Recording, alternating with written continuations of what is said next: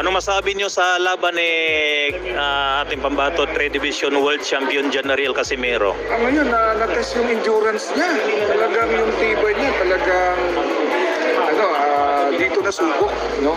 Ito yung isa sa mga pinaka nakita ko as per my own analysis. Ito yung pinaka nakita ko na nasubok yung tatak niya.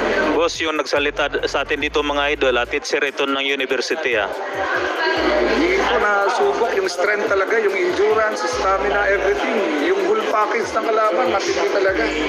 Baga sa bakal, talagang Bato-bato talaga? Bato talaga. Hindi basta-basta. Ako naman, sports boxing analysis din. Nag-a-analyze din ako eh. Sa pinakita ni Janriel, hindi lang nasubok yung endurance, stamina, pati yung soul niya.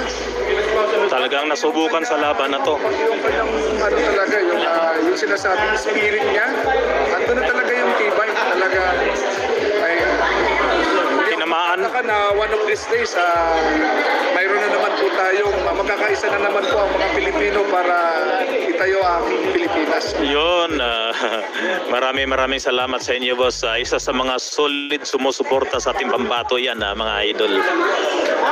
Bumiyahe pa yan, Lipa, Batangas. Andun kasi yung nasa ringside tayo kanina, kung tinamaan siya, alam mo, ang naramdaman ko doon, ito na yung totoong gera ng buhay. Ito na talaga yung medyo nasubok na talaga siya eh. Andun yung si Janriel kinukuha niya by technical fighter talaga yan eh. With power and talaga, stamina. Yes. Tama.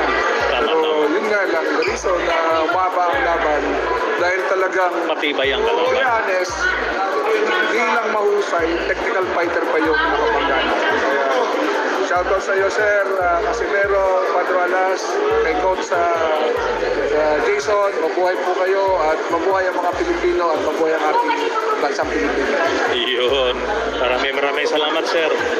God bless po.